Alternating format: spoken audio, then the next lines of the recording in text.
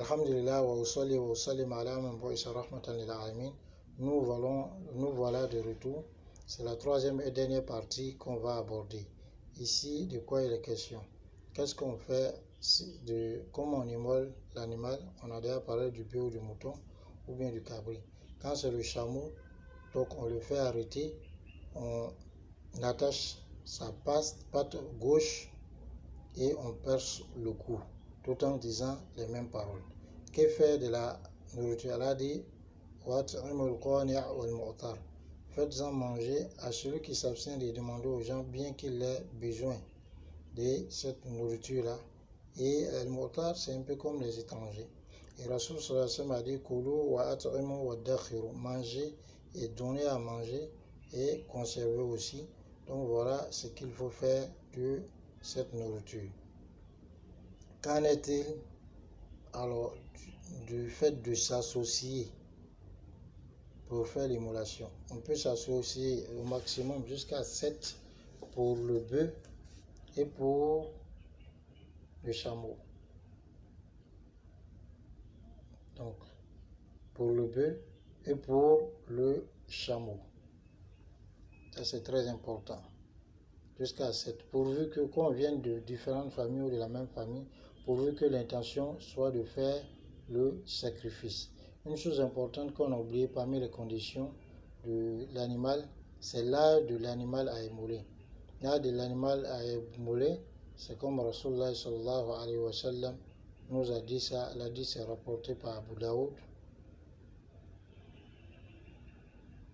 L'animal, il n'est pas permis de faire l'immolation, ou l'immolation n'est pas valable sauf pour une saniya. La saniya, c'est l'animal, comme les savants ont dit, qui a atteint 5 années révolues pour ce qui est du chameau, 2 années révolues pour ce qui est du bœuf, 1 année révolue pour ce qui est du cabri et 1 année révolue pour ce qui est du mouton.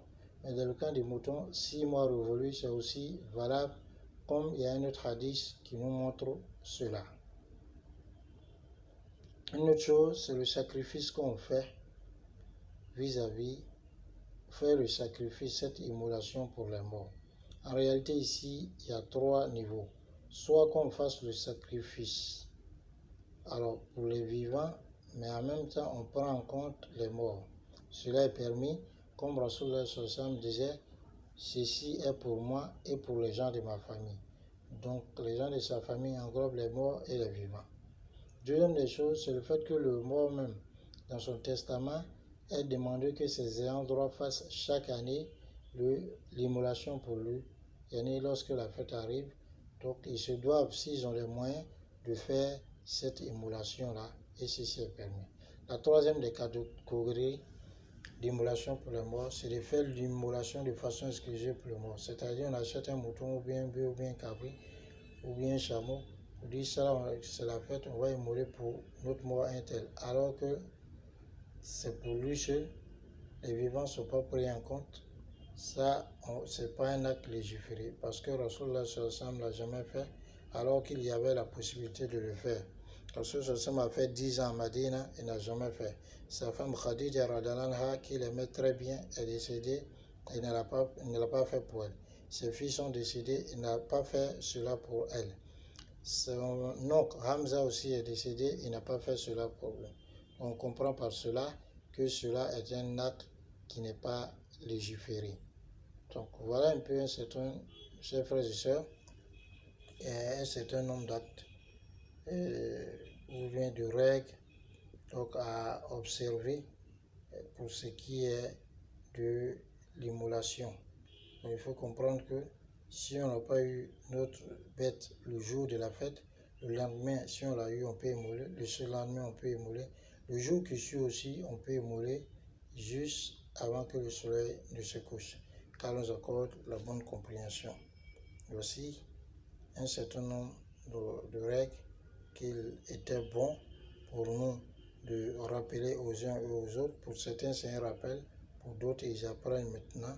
Donc, il faut s'arranger à respecter ces règles-là pour que alors, notre immolation soit acceptée, car on nous accorde les moyens d'avoir notre bête et que Allah subhanahu wa ta'ala nous aide, que nous accorde la bonne compréhension. Une dernière chose, c'est qu'une immolation suffit pour une seule famille. Donc le père de famille ou le chef de famille, s'il immole, donc cela prend en compte tous ceux qui sont à sa charge. Mais si une femme est seule, elle n'a pas de mari, qu'elle a le moyen de faire l'immolation, elle fait. Ou si elle n'a pas de, elle est mariée, mais le mari n'a pas les moyens de le faire, qu'elle a les moyens, elle le fait. Donc ce n'est pas une question d'homme ou de femme, ou de marié ou de non marié, mais c'est plutôt un ordre. Et les hadiths sur la question sont généraux. Donc tous ceux qui remplissent les conditions, donc ils sont pris en compte sans exception. Assalamu alaikum wa rahmatullahi wa barakatuh.